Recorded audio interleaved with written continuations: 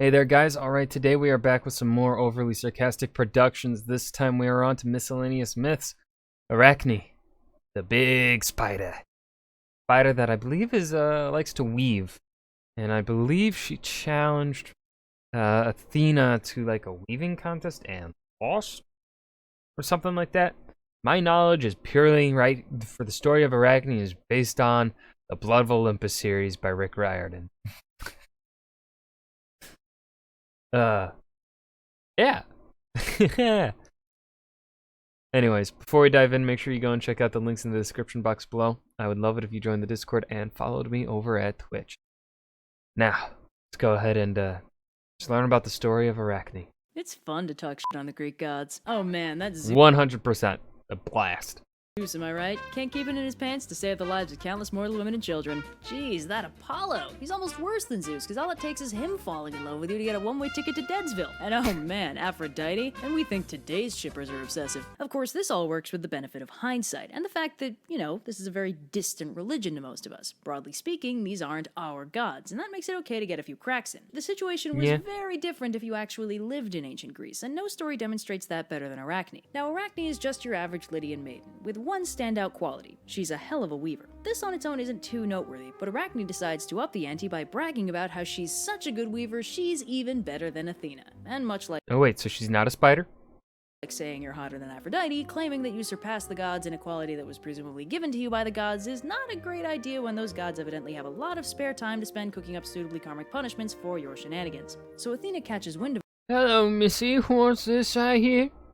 Just a little light blasphemy. Arachne's boasting and pops down in mortal disguise to gauge the severity of the situation. When she suggests Probably not your wisest idea. that maybe Arachne should dial back the blasphemy a little, Arachne responds by saying, "Ha! If Athena wants me to stop so bad, she should come down here and make me." Let's file that under things you should probably never say ever, just to be safe. So Athena Uh-oh. takes that suggestion, and she and Arachne set up a weaving competition to see who's really the better creator. So Athena weaves a big tapestry primarily showing a different myth entirely, wherein she and Poseidon competed for the honor of naming the city of Athens. You can probably guess that she won, but the tapestry shows how she won. Where Poseidon caused the miraculous creation of a saltwater spring, Athena created a much more practical olive tree and won over the citizens that way. She further embellishes the tapestry with 4 more myths, each one demonstrating how much of a bad idea it is to sass the gods and or claim superiority over them. Arachne, meanwhile, demonstrates her You call that composition? spectacular lack of situational awareness by using her tapestry to beautifully render over 15 separate occasions wherein Zeus and or Poseidon dropped everything to bang random women, more than half the time shaped like an animal while they did it. Hilarious, right? Well, not too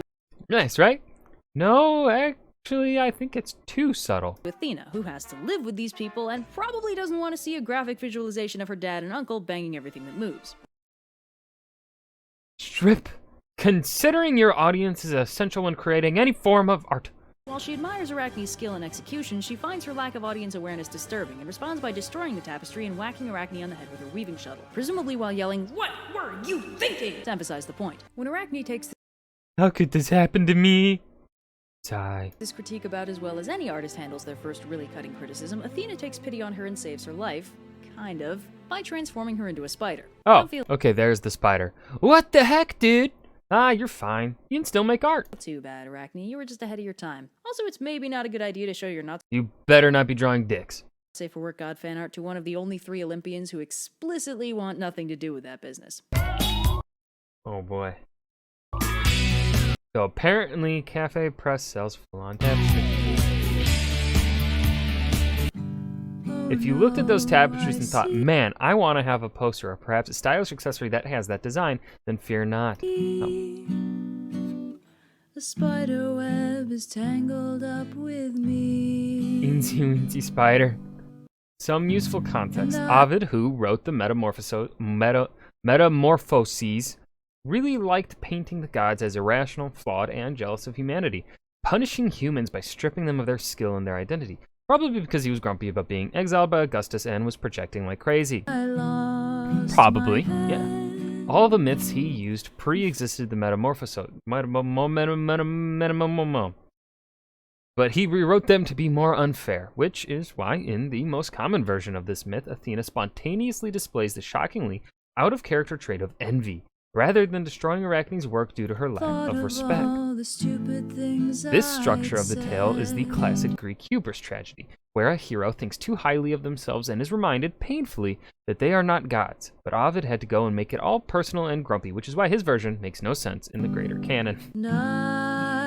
I love how Red just discusses, I don't know, whenever you use the term canon, it's always associated with just stories, like the stories we write, our movies, TV shows, that kind of thing. But then referring to the canon of an ancient religion is just, I don't know, it's just so funny to me. I love it. But that was Miscellaneous Myths, Arachne. Yeah, got nothing to add here at the end. Not much to say about Arachne. Just, this was well paced. Really, Red always does a great job with these Miscellaneous Myths. Well, both Red and Blue. And Cyan, is that the third person that works on OSP? Haven't watched any of their videos on this channel though. But they